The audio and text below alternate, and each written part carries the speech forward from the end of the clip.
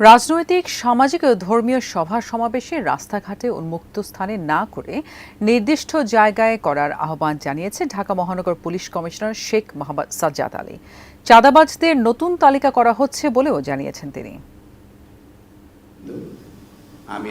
রাজধানীর কাকরাইলে institution of diploma engineers Bangladesh ভবনে রমনা থানা সিটিজেন ফোরামের সঙ্গে মতবিনিময় করেন ঢাকা মহানগর পুলিশের কমিশনার শেখ মোহাম্মদ সাজ্জাদ আলী। খুব শক্ত অবস্থান দিবেন।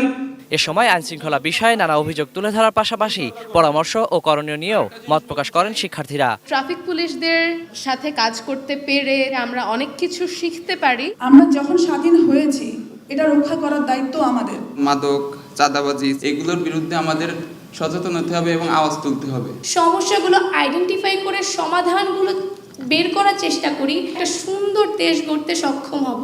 রমনা এলাকার স্থানীয় বাসিন্দা ও বিশিষ্ট নাগরিকরা বলেন, স্বৈরাচারী আমলের পুলিশ যেন নতুন করে ষড়যন্ত্র করতে না পারে। সেই সব দলকানা পুলিশগুলি আজকে হয়তো নেই, কিন্তু আমাদেরকে লক্ষ্য রাখতে হবে তারা যেন আমাদের মধ্যে ঘাপটি বিনে বসে না থেকে আমাদের বিরুদ্ধে কোনো ষড়যন্ত্র না করতে পারে। আমাদের ধারণা ছিল পুলিশ মানেই অ্যান্টি পিপল, সে জনগণের কাছ থেকে টাকা নেবে, ওইখান থেকে টাকা নেবে, অন্যায় কাজ করবে, জনগণেরকে তাদের চাকর মনে করবে। কিন্তু এখন যেটা বোঝা যাচ্ছে যে পুলিশ যদি জনগণের বন্ধু হয়ে যায় তাহলে কিন্তু দেশ পাল্টে যাবে। সড়কে শৃঙ্খলা ফেরাতে ট্রাফিক ব্যবস্থা কঠোর করার কথা জানান ডিএমপি কমিশনার। সভা সমাবেশ নির্দিষ্ট জায়গায় করতেও সংশ্লিষ্টদের প্রতি আহ্বান জানান তিনি। অ্যান্টিব্যাকটেরিয়াল অ্যাডিটিভ যুক্ত সেরা ওয়াটার ট্যাঙ্ক বিশুদ্ধ পানিতে ব্যাকটেরিয়া জন্মাতে দেয় না।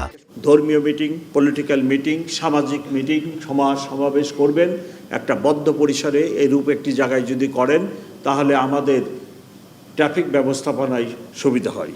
জুলাই আগস্ট পরবর্তী সময়ে রাজধানীতে মাথাচাড়া দিয়ে ওঠা চাঁদাবাজদের হুঁশিয়ারি দেন ডিএমপি কমিশনার। তিনি বলেন, শিগগিরই ব্যবস্থা নেওয়া হবে তাদের বিরুদ্ধে। চাঁদাবাজদের হালনাগাদ একটি লিস্ট তৈরি করছি এবং এই লিস্ট 1-2 দিনের মধ্যে সম্পন্ন হলে আমি চাঁদাবাজদের গ্রেপ্তারের জন্য, তাদের বিরুদ্ধে ব্যবস্থা গ্রহণের জন্য অচিরেই পদক্ষেপ গ্রহণ করব। ব্যাটারি চালিত রিকশাকে সীমিত সংখ্যায় নামিয়ে এনে লাইসেন্স ও ট্যাক্সের আওতায় আনার পক্ষেও মত দেন ঢাকা মহানগর পুলিশ প্রধান। এখন আর নিচেই নামার। Waliul Sakib, ATN News, Dhaka.